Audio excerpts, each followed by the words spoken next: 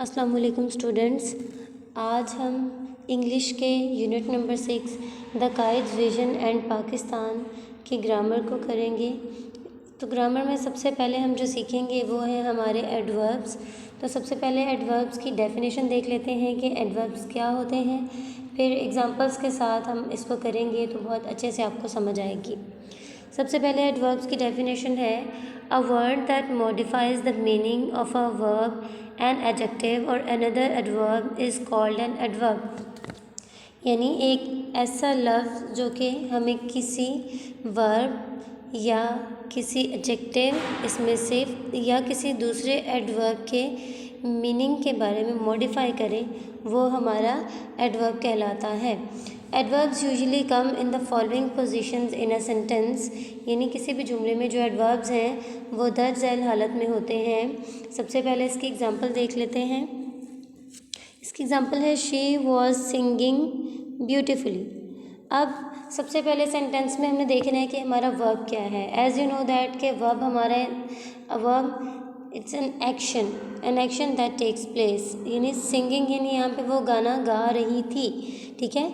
तो सिंगिंग हमारा यहाँ पे वर्ब है, तो जो हमारा एडवर्ब होता है वो हमारे वर्ब को मॉडिफाई कर रहा होता है। तो सबसे पहले है शी वॉज सिंगिंग ब्यूटिफुली, वो खूबसूरती से गाना गा रही थी। तो यहाँ पे जो गाना गाने को मॉडिफाई कर रहा है वो है हमारा वर्ड ब्यूटीफुली। तो ब्यूटीफुली यहाँ पे हमारा क्या है, एडवर्ब है।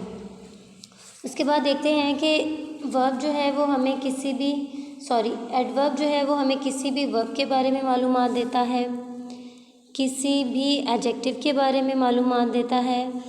Adverb gives information about another adverb, यानी ये किसी दूसरे एडवर्ब के बारे में हमें मालूमात देता है। सबसे पहले हम देखते हैं कि ये हमें वर्ब के बारे में मालूमात कैसे देता है। तो it gives information about a verb, एक वर्ब के बारे में हमें इंफॉर्मेशन देता है। फॉर एग्ज़ाम्पल सारा स्पीक्स लाउड, सारा ऊंचा बोलती है। अब यहाँ पे स्पीक्स हमारा क्या है, वर्ब है, क्योंकि बोला जाना एक एक्शन है। तो स्पीक्स बोलती है, लाउड ऊंचा। तो यहाँ पे जो लाउड है वो हमारे स्पीक को मॉडिफाई कर रहा है, यानी यहाँ पे हमारा जो लाउड है वो हमारा एडवर्ब होगा। In the third example adverb gives an information about an adjective, यानी जो हमारा एडवर्ब है वो हमें किसी भी एडजेक्टिव के बारे में इंफॉर्मेशन देता है। शी इज़ वेरी ब्यूटीफुल, वो बहुत ज़्यादा खूबसूरत है। अब इस सेंटेंस में ब्यूटीफुल हमारा क्या है, एडजेक्टिव है। तो एडजेक्टिव के बारे में जो हमें बताया जा रहा है वो ये है कि वो बहुत ज़्यादा खूबसूरत है, बहुत खूबसूरत है, यानी वेरी ब्यूटीफुल। तो यहाँ पे जो हमारे एडजेक्टिव को मॉडिफाई कर रहा है वो है हमारा वर्ड वेरी। तो very is an adverb. So next is adverb gives an information about an other adverb, यानी जो एडवर्ब है वो किसी दूसरे एडवर्ब के बारे में हमें इंफॉर्मेशन देता है। फॉर एग्ज़ाम्पल ही रन्स, वो भागता है, वेरी क्विकली, बहुत तेज़ी से, यानी वो बहुत तेज़ी से दौड़ता है। तो दौड़ना इज़ ऑल्सो एन एडवर्ब और वेरी भी, यानी वो दौड़ने को यहाँ पे एक्सप्लेन कर रहा है कि वो किस तरीके से दौड़ता है, क्या वो तेज़ी से दौड़ता है या आहिस्ता। तो ही रन्स वेरी क्विकली, वो बहुत ज़्यादा तेज़ी से दौड़ता है। तो जो हमारा क्विकली है वो वेरी को हमारा यहाँ पे मॉडिफाई कर रहा है। इट मीन्स कि यहाँ पे जो हमारा एडवर्ब है वो किसी दूसरे एडवर्ब के बारे में हमें इंफॉर्मेशन दे रहा है। उसके बाद हमारा टॉपिक है काइंड्स ऑफ एडवर्ब्स, एडवर्ब्स की काइंड्स। तो इसकी 4 काइंड्स हैं अकॉर्डिंग टू आवर चैप्टर। तो फर्स्ट ऑफ ऑल हम करेंगे adverb of manner. Adverb of manner की डेफिनेशन देख लेते हैं कि it describes the way the action is done, यानी ये जो एडवर्ब्स होते हैं ये हमारे अंदाज़ को ज़ाहिर करते हैं कि कोई काम किस तरीके से किया जा रहा है, ये कोई काम किस तरीके से होता है। She does her work clearly, यानी वो अपना काम बहुत ही ज़्यादा साफ़ सुथरे तरीके से करती है। किस तरीके से करती है, साफ़ सुथरे तरीके से या अच्छे तरीके से करती है। तो क्लियरली यहाँ पे हमारा एडवर्ब ऑफ मैनर है। सेकेंड है हमारा adverb of place. Adverb of place यानी ये जो एडवर्ब्स होते हैं ये किसी भी मकाम को ज़ाहिर करते हैं कि कोई काम किस जगह पे अंजाम पा रहा है। ठीक है, it shows where the action is done, यानी ये ज़ाहिर करता है कि कोई काम किस जगह अंजाम पा रहा है। ही लिव्स अब्रॉड, यानी वो बाहर रहता है। अब्रॉड यानी out of city, out of country, किसी भी दूसरे मुल्क रहता है। अब्रॉड यानी वो किसी भी दूसरे मुल्क रहता है। तो अब्रॉड जो है वो यहाँ पे हमारा एडवर्ब ऑफ प्लेस है। थर्ड पॉइंट है हमारा एडवर्ब ऑफ टाइम। तो एडवर्ब ऑफ टाइम क्या है? It shows when an action is done, यानी ये एडवर्ब्स वक्त को ज़ाहिर करते हैं कि कोई काम किस वक्त सरअंजाम पा रहा है। इसकी एग्ज़ाम्पल है ही इज़ एवर बिज़ी, कि वो हमेशा मसरूफ़ होता है। एवर यहाँ पे हमारा क्या है? एडवर्ब ऑफ टाइम है। अब इसके बाद हम चलेंगे फोर्थ काइंड की तरफ, और फोर्थ काइंड है हमारी adverb of frequency.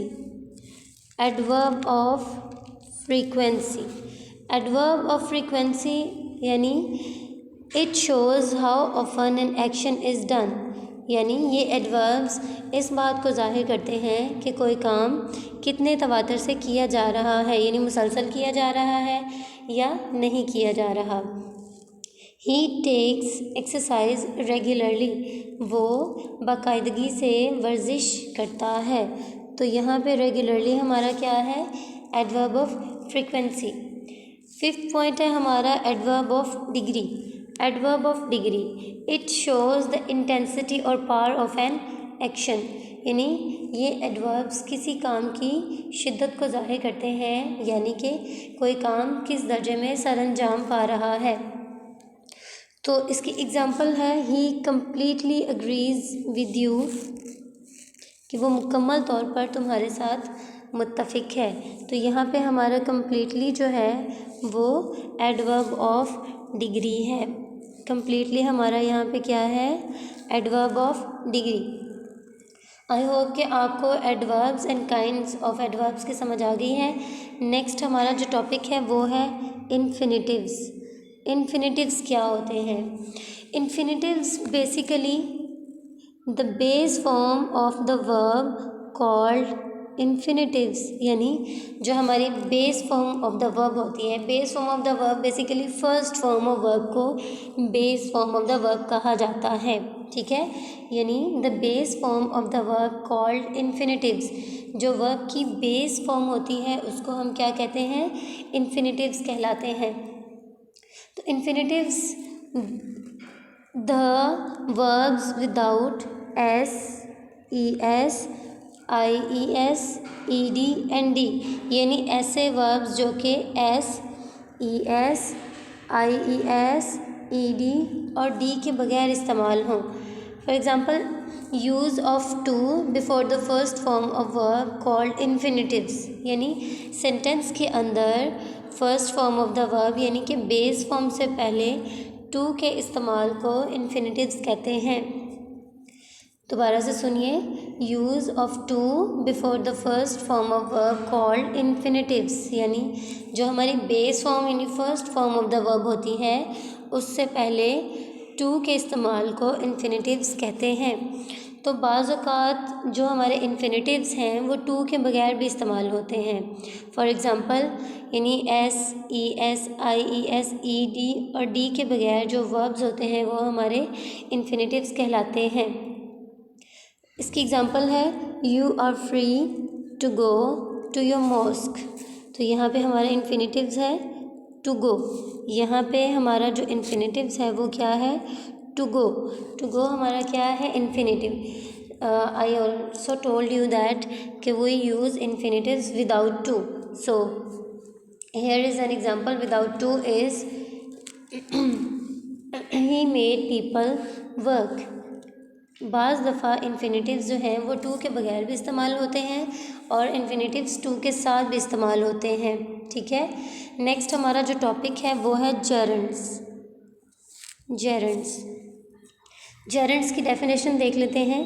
A gerund is that form of the verb which ends in ing and has the function of a noun. यानी a gerund is that form of the verb which ends in ing and has the function of a noun. यानी एक gerund जो है वो form verb की वो वाली form होती है जिसके साथ ing लगता है। यानी हमने पढ़ा था प्रेजेंट पार्टिसिपल वाली फॉर्म, ing वाली फॉर्म, और ये हमारा एज ए नाउन इस्तेमाल होता है। ठीक है, उसमें जो हमारा वर्ब है वो एज ए नाउन इस्तेमाल हो। फॉर एग्ज़ाम्पल ये देखिए आपके सामने है वर्ब प्लस ing। ठीक है, वर्ब क्या होता है? एन एक्शन होता है और उसके साथ हमने क्या लगा देना है? ing। जैसे कि वर्ब हमारा क्या है? रीड, उसके साथ अगर हम ing लगा देंगे तो ये रीडिंग बन जाएगा, लेकिन सेंटेंस के अंदर जो रीडिंग है वो एज ए नाउन इस्तेमाल हो, फिर वो हमारा जेरेंड कहलाता है। Here is an example, swimming is very good for the body. यानी स्विमिंग जो है वो हमारे बॉडी के लिए बहुत ही ज़्यादा अच्छी होती है। तो स्विमिंग यहाँ पे क्या है? हमारा सब्जेक्ट है। तो एज़ यू नो दैट के सब्जेक्ट हमारा नाउन और प्रोनाउन होता है। तो स्विमिंग यहाँ पे क्या है? यहाँ पे हमारा जेरेंड है। मैं कहती हूँ कि I am reading a book, मैं एक किताब पढ़ रही हूँ। यहाँ पे रीडिंग एज वर्ब इस्तेमाल हुआ है, लेकिन अगर मैं कहती हूँ रीडिंग इज़ माई हॉबी, कि पढ़ना क्या है? मेरी हॉबी है या मेरा मशगला है, तो इस सेंटेंस के अंदर जो रीडिंग है यानी ये हमारा जेरेंड में कंसीडर होगा। इसके बाद हमारा जो लास्ट वाला टॉपिक है स्टूडेंट्स, वो है कंडीशनल्स की टाइप 3।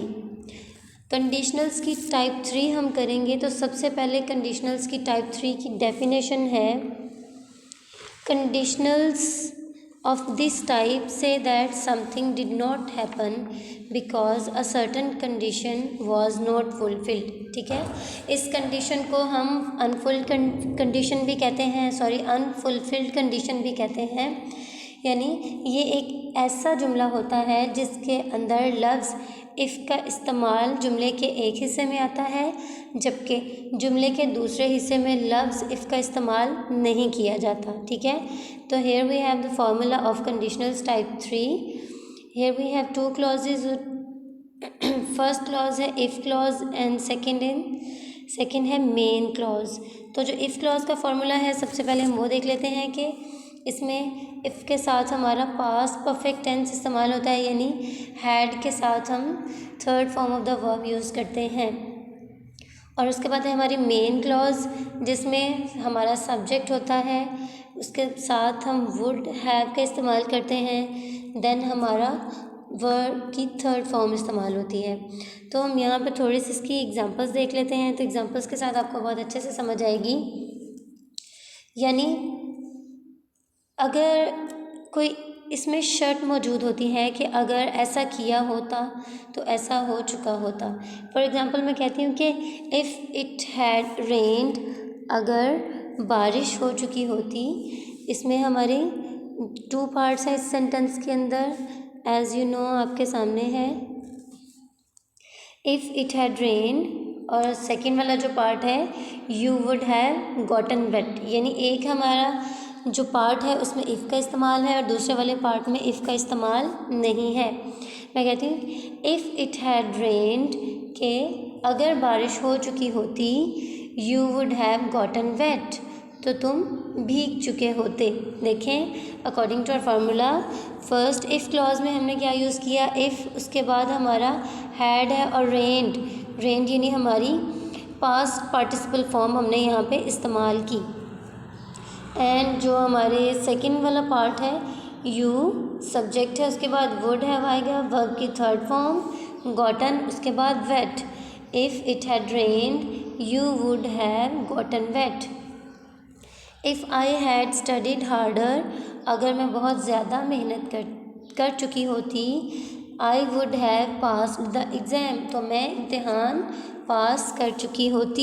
इसमें भी हमारे यानी कंडीशनल्स में हमारे 2 पार्ट्स होंगे, एक हमारा इफ़ वाला होगा और दूसरे में इफ़ का इस्तेमाल नहीं होगा। इसकी जो थर्ड एग्जांपल है if I had more time, अगर मुझे ज़्यादा वक्त मिला होता, आई वुड हैव फिनिश्ड इट, तो मैं उसको ख़त्म कर चुकी होती। ठीक है, इसमें भी हमारे 2 पार्ट्स हैं, एक में हमारा इफ़ का इस्तेमाल है और दूसरे पार्ट में इफ़ का इस्तेमाल नहीं है। सो स्टूडेंट्स, ये तो था हमारा आज का ग्रामर का टॉपिक। आई होप कि आपको बहुत अच्छे से समझ आई होगी।